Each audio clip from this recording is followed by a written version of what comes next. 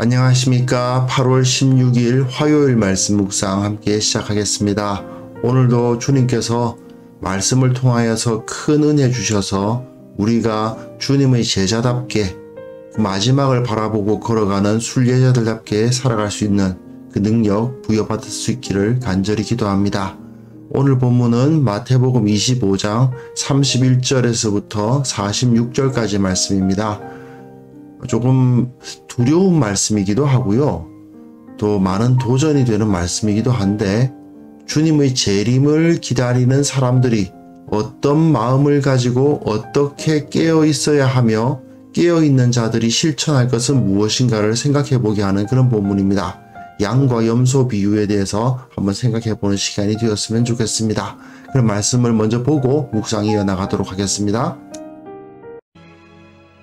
인자가 자기 영광으로 모든 천사와 함께 올 때 자기 영광의 보좌에 앉으리니 모든 민족을 그 앞에 모으고 각각 구분하기를 목자가 양과 염소를 구분하는 것 같이 하여 양은 그 오른편에 염소는 왼편에 두리라.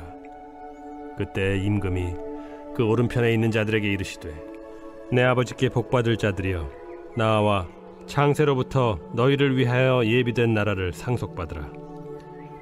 내가 줄일 때에 너희가 먹을 것을 주었고 목마를 때에 마시게 하였고 나그네 되었을 때 영접하였고 헐벗었을 때에 옷을 입혔고 병들었을 때에 돌보았고 옥에 갇혔을 때에 와서 보았느니라. 이에 의인들이 대답하여 이르되 주여 우리가 어느 때에 주께서 줄이신 것을 보고 음식을 대접하였으며 목마르신 것을 보고 마시게 하였나이까? 어느 때에 나그네 되신 것을 보고 영접하였으며 헐벗으신 것을 보고 옷 입혔나이까? 어느 때에 병드신 것이나 옥에 갇히신 것을 보고 가서 배웠나이까 하리니 임금이 대답하여 이르시되 내가 진실로 너희에게 이르노니 너희가 여기 내 형제 중에 지극히 작은 자 하나에게 한 것이 곧 내게 한 것이니라 하시고 또 왼편에 있는 자들에게 이르시되 저주를 받은 자들아 나를 떠나 마귀와 그 사자들을 위하여 예비된 영원한 불에 들어가라. 내가 줄일 때에 너희가 먹을 것을 주지 아니하였고 목마를 때에 마시게 하지 아니하였고 나그네 되었을 때에 영접하지 아니하였고 헐벗었을 때에 옷 입히지 아니하였고 병들었을 때와 옥에 갇혔을 때 돌보지 아니하였느니라 하시니 그들도 대답하여 이르되 주여 우리가 어느 때에 주께서 줄이신 것이나 목마르신 것이나 나그네 되신 것이나 헐벗으신 것이나 병드신 것이나 옥에 갇히신 것을 보고 공양하지 아니하더이까? 이에 임금이 대답하여 이르시되 내가 진실로 너희에게 이르노니 이 지극히 작은 자 하나에게 하지 아니한 것이 곧 내게 하지 아니한 것이니라 하시리니 그들은 영벌에 의인들은 영생에 들어가리라.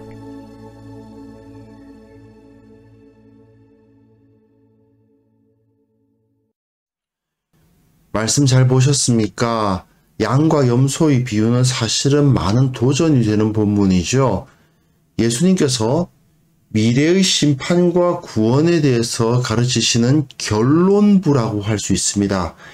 열 처녀 비유에서처럼 사명에 집중해서 우리는 여기에 빛을 비추어야 된다라는 사실을 기억하며 살아야 되고, 달란트 비유에서처럼 내게 주어진 이 달란트를 최선을 다해서 부지런히 사용해서 장사하는 삶을 살아야 되는 것인데, 그러면 이 기름을 준비함으로 말미암아 사명에 집중한다는 것, 그리고 받은 달란트로 장사한다는 것이 그 구체적인 의미가 무엇이겠는가의 문제가 남는 겁니다. 그래, 좋은데 기름을 준비한다는 게 뭐냐? 달란트? 그 달란트로 장사한다는 게 뭐냐? 그 임무라는 것이 도대체 뭐냐라는 문제가 남아있겠죠. 물론 여러 사람들이 각자 다른 삶으로 부르심을 받았기 때문에 똑같이 이거다 라고 말하기는 어렵습니다. 하지만 예수님께서는 그 중에서도 가장 중요한 것, 핵심적인 문제를 딱 제시를 오늘 본문에서 하시면서 이 부분을 결론을 지으시는 거예요. 인자가 자기 영광으로 모든 천사와 함께 올 때의 재림 때입니다. 자기 영광의 보좌에 앉으리니, 사실 이것은 비유라고 말하기도 어렵죠. 비유라기보다는 그냥 그때 어떤 일이 일어날 거다 하는 것을 말씀해 주시는 겁니다. 모든 민족을 그 앞에 모으고 각각 구분하기를, 목자가 양과 염소를 구분하는 것 같이 해서 양은 오른편에 염소는 왼편에 둔다라고 말씀을 하십니다. 여기서 우리가 관심을 가져야 되는 것은 기준이 하나라는 거예요. 의인과 악인, 양과 염소의 기준이 하나일 수밖에 없죠. 만약에 기준이 두 개라면 어떻게 됩니까? 기준이 두 개가 되면 네 종류로 나뉘게 마련이잖아요. 그런데 여기서 기준이 하나이기 때문에 양과 염소라고 간단하게 나뉩니다. 이것은 이 분류 기준이 정말 하나밖에 없을까, 이런 문제가 있는데, 그만큼 제자들에게 무엇보다도 중시해야 할 최우선 순위가 뭐겠느냐, 이걸 말씀해 주시는 거라고 할 수가 있어요. 그 다음 본문 보시면요, 임금이 그 오른편에 있는 자들, 그러니까 양들이죠, 그들에게 내 아버지께 복받을 자들이여 라고 말씀하시면서 창세로부터 너희를 위하여 예비된 나라를 상속받으라 라고 축복을 하십니다. 하나님의 나라를 상속받게 된다는 거예요. 왜냐? 줄일 때 먹을 것 주고, 목마를 때 마시게 하고, 나그네 되었을 때 영접하고, 헐벗었을 때 옷 입히고, 병들었을 때 돌보고, 옥에 갇혔을 때에 와서 보았기 때문에, 이건 어떻게 보면 당연한 이야기죠. 어려움을 당할 때에 왕이 될 사람을 도운 사람이 당연히 그 나라를 상속받는 것은 어떻게 보면 당연한 것이었습니다. 그런데 문제는 뭐냐? 의인들이 자기들이 어느 때에 그렇게 했는지를 기억하지 못한다는 데 있습니다. 이 사람들은 주님께 무언가를 한다는 생각을 한 적이 없어요. 하지만 그 임금이 대답하여 이르시되 내가 진실로 너희에게 이르노니, 아멘, 내가 너희에게 말한다. 너희가 내 형제 중 지극히 작은 자 하나에게 한 것이 곧 내게 한 것이니라. 마지막 날에 의인으로 인정받기 위한 기준이 뭐냐? 믿음이겠죠. 이렇게 말씀하실 수도 있는데, 여기서는 뭐라고 나타나 있습니까? 가난하고 어려움을 당한 성도죠. 왜냐하면 내 형제 중에 라고 되어 있으니까요. 내 형제, 예수님을 믿는 사람들이죠. 예수님을 믿는 사람들 중에서 가난한 사람, 어려움을 당한 사람, 사역자, 선교사 등등을 섬겼냐 안 섬겼냐, 이게 기준이라는 겁니다. 많은 분들이 이 본문과 오직 믿음 교리 사이에서 혼란을 겪고요. 사실 많은 신학자들이 이러쿵저러쿵 많은 말을 합니다. 하지만 여기서 우리가 간단하게 결론을 모아보면 결국 믿음이라는 것은 연약한 지체를 돕고 섬김으로 나타날 수밖에 없는 거죠. 그렇다면 우리 주위에 있는 이 도움이 필요하신 분들이 계시지 않습니까? 그분들은 가끔 부담스럽게 느껴질 때도 있어요. 내가 그분들을 도와야 되나 말아야 되나 고민을 하게 될 때도 있는데, 어떻게 보면 말이죠, 우리의 구원을 확증하기 위해서는 꼭 필요한 분들이 될 수도 있는 거예요.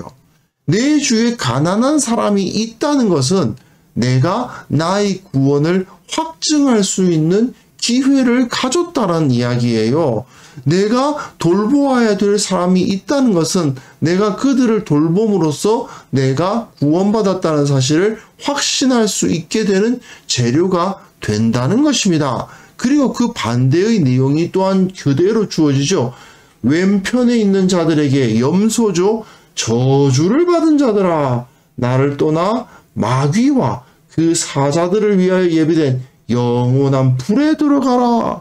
그리고 아주 두려운 말씀을 하십니다.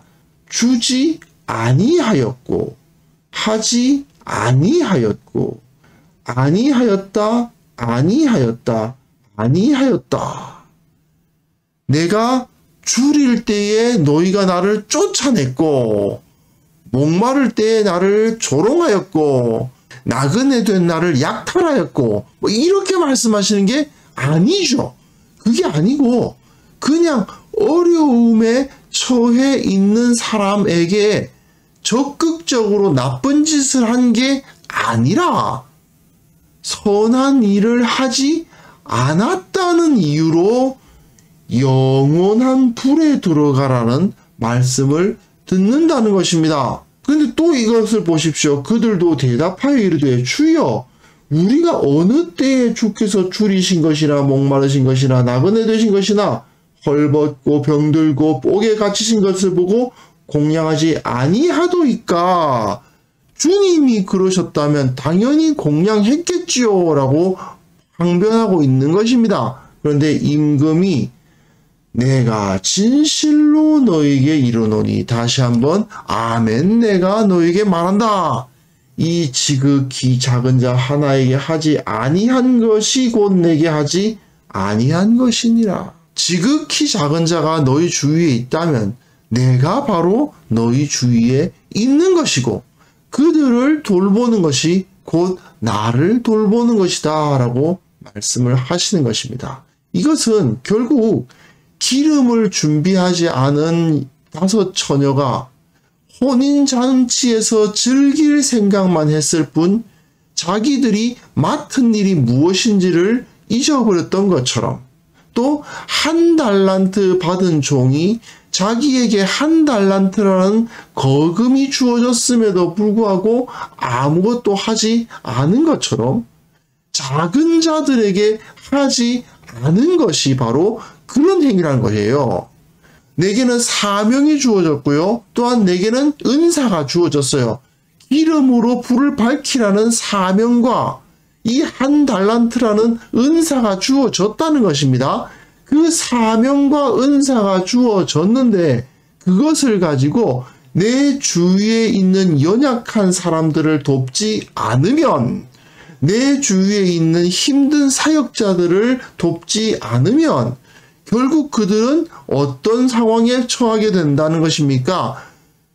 기름을 준비하지 않은 5 처녀와 같고 1 달란트를 받고서도 아무것도 하지 않음으로 말미암아 내쫓긴 그 종과도 같게 될 것이다. 이렇게 말씀을 하시는 거죠. 결국 예수님께서는 영생을 얻을 것인가, 영벌에 처해질 것인가, 이것은 결국 작은 자들을 섬겼는가 안 섬겼는가에 달려있다라고 말씀을 하시는 겁니다. 이 신학적으로는 조금 어려움이 있습니다. 과연 연약한 사람들에 대한 구제가 구원을 결정하는 유일한 기준이라고 말할 수 있는가? 이 문제는 좀 어려워요. 하지만 분명히 초대교회에서 믿음을 가진 사람들이 그 믿음을 실천하는 가장 1번의 실천법은 구제였던 것은 분명한 사실입니다. 가난한 자들, 연약한 자들을 돕는 것을 통해서 나의 믿음을 실천했던 것이죠. 특히 내가 어떤 사명을 받았다라고 한다면, 내가 하나님 나라의 사명을 받았다고 한다면, 그리고 그 달란트, 내게 주어진 은사가 있지 않습니까? 그렇다면 그 은사를 가지고 가난한 자, 연약한 자, 부족한 자, 힘든 사람들을 도와야만 너희가 구원받은 자라는 인정을 받을 수 있을 것이다 라고 주님께서 말씀하시는 것입니다. 오늘 본문은 결국 구원 얻는 믿음이란 어떤 것이냐? 약하고 가난하고 도움이 필요한 사람에게 손을 펼치는 것은 그 믿음 안에 포함된다는 사실을 우리에게 가르쳐주고 계십니다. 그리고 그것을 행하지 않는 것은 행함 없는 믿음이다. 죽은 것이다. 이렇게 간단하게 설명하고 있는 것이죠. 물론 행함, 신앙의 실천, 여러 가지 형태로 나타날 거라고 생각합니다. 꼭 구제만 신앙의 실천이겠습니까? 꼭 그렇게만 설명하기는 좀 어려운 것은 사실입니다만은 그 중에서도 가장 대표적이고 가장 보편적인 것이 바로 이 어려운 사람에게 도움의 손길을 내미는 것이라는 사실은 우리가 절대로 부인할 수가 없는 것입니다. 제자들이 언제 이러한 일이 일어나겠습니까? 세상의 종말이 언제 일어나겠습니까? 라는 질문에 대해서 대답을 예수님께서 쭉 하시고 이제 이 말씀으로 끝납니다. 결국은 우리는 이 세상 가운데 흩어져서 약한 자들을 적극적으로 섬김을 통해 깨어있는 삶을 살라는 가르침을 듣게 되는 것이죠. 우리가 직장 생활을 하기도 하고 여러 가지 경제 생활을 하기도 하고 많은 수익을 얻기도 하고 또 여러 가지 영향력 있는 일을 하기도 하는데 이 모든 것은 다 이처럼 지극히 작은 자 하나에게 예수님을 섬기는 마음으로 섬길 수 있게 되기 위해서 행하는 것이다 라는 것을 우리는 잊지 말아야 될 것 같습니다. 이 사실을 확인하시면서 내가 어떻게 하면 주님께서 다시 오실 것을 바라보는 실천하는 믿음을 가질 수 있겠는가를 생각하면서 내게 어떤 사명이 주어져 있고 내가 누구를 돌볼 수 있을지를 생각해 보는 시간이 되었으면 좋겠습니다. 그래서 이 시간 함께 기도하실 때에는요, 내가 정말 깨어서 내가 도울 수 있는 사람이 누구인지를 돌아보게 하시고 그리고 그들을 기쁨으로 돕고 돌보는 지혜로운 자가 되게 하옵소서. 함께 기도하는 시간을 가졌으면 합니다.